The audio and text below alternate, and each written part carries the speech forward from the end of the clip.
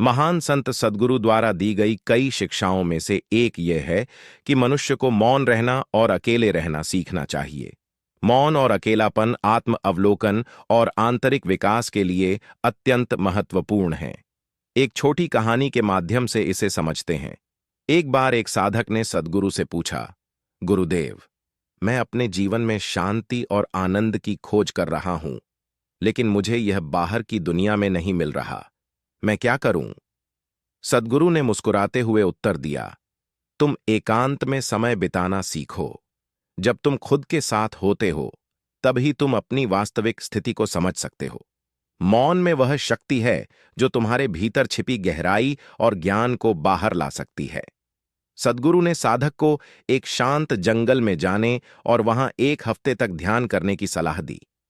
पहले कुछ दिन साधक को असहजता महसूस हुई, क्योंकि वह अकेला था, उसके पास कोई बात करने वाला नहीं था।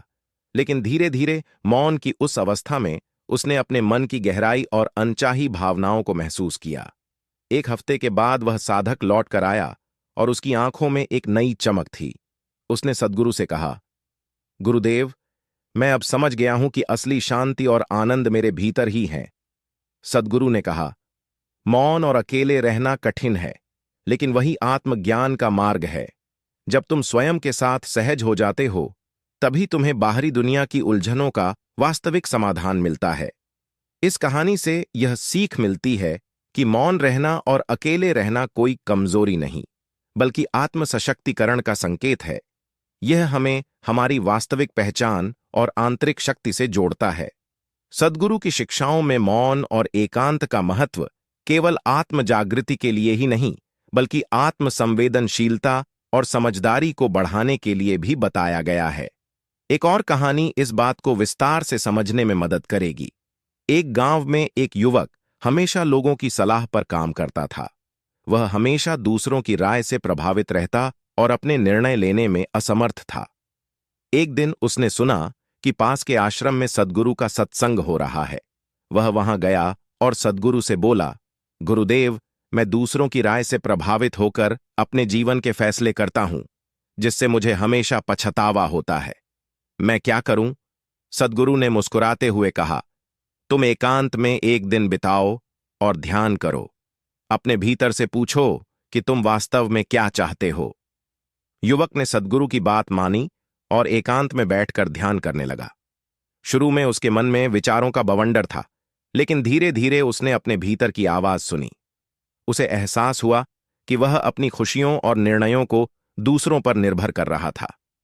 जब वह युवक वापस सद्गुरु के पास आया तो उसने कहा, गुरुदेव, मैं समझ गया कि दूसरों की सलाह से अधिक मेरी अपनी अंतरात्मा की आवाज महत्वपूर्ण है। अब मैं समझता हूं कि मौन में ही मैं अपनी वास्तविक इच्छाओं और मार्गदर्शन को पा सकता हूं।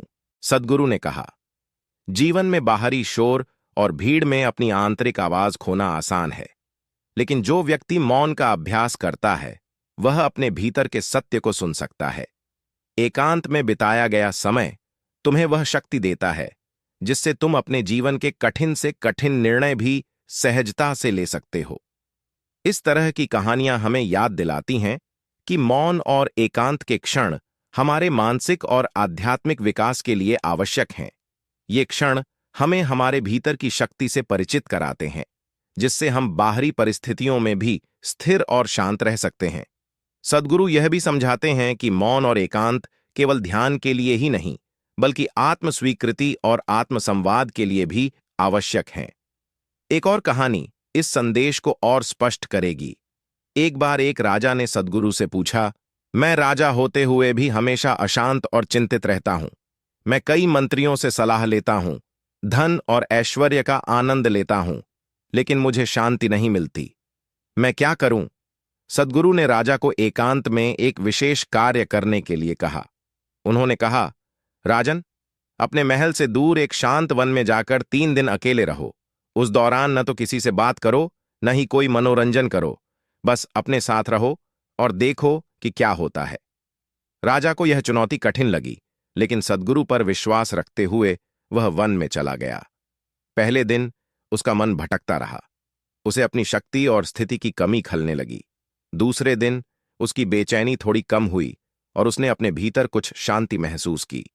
तीसरे दिन उसने महसूस किया कि वह अपने विचारों और चिंताओं का मूल कारण समझने लगा है। उसे एहसास हुआ कि बाहरी चीजें उसे केवल क्षणिक सुख देती थीं, लेकिन असली शांति भीतर से आती है। जब राजा तीसरे दिन सद्गुरु के पास लौटा तो उसने कहा, गुरुदेव, अब मुझे समझ आया कि मेरे भीतर की शांति ही सच्ची संपत्ति है। मैंने कभी अपने आप को समय नहीं दिया था। सद्गुरु ने उत्तर दिया, राजन, यह सत्य केवल तुमने नहीं, बल्कि हर व्यक्ति को जानना चाहिए। हम बाहरी दुनिया में समाधान खोजते रहते हैं, लेकिन वास्तविक समाधान मौन में है। मौन हमें हमारे अहंकार से परे देखने और जीवन की सच्ची प्रकृति को समझने की क्षमता देता है। इस अनुभव ने राजा के जीवन को बदल दिया।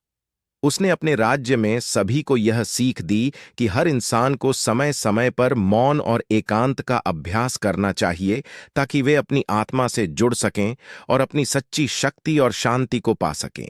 यह कहानी हमें सिखाती है कि बाहरी संपत्ति या उपलब्धियां हमें पूरी तरह से संतुष्ट नहीं कर सकती।